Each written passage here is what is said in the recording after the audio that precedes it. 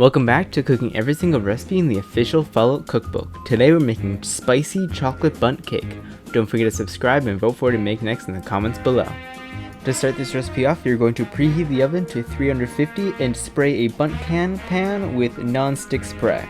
Then you're going to combine all of the dry ingredients, which means 2/3 cups of cocoa powder, 2 cups all-purpose flour, a teaspoon of baking soda, a teaspoon of baking powder, half a teaspoon of salt, and if you want it is optional, but I highly recommend, 2 teaspoons ground cinnamon, and a teaspoon of cayenne pepper.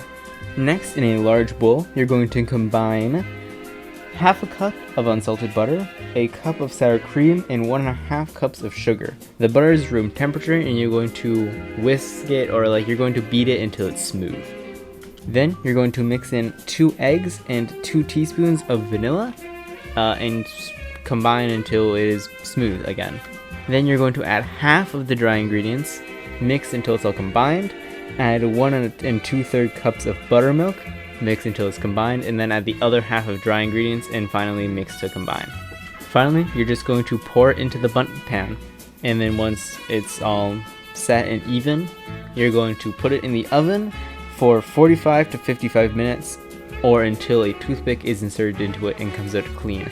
You don't want it to be clean, you want a couple of crumbs to stick to it, but you don't want it to be goopy.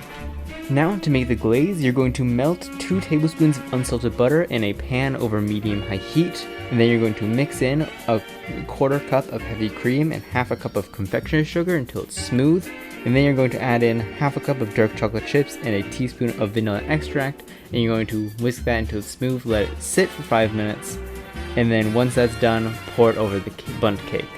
This was very good.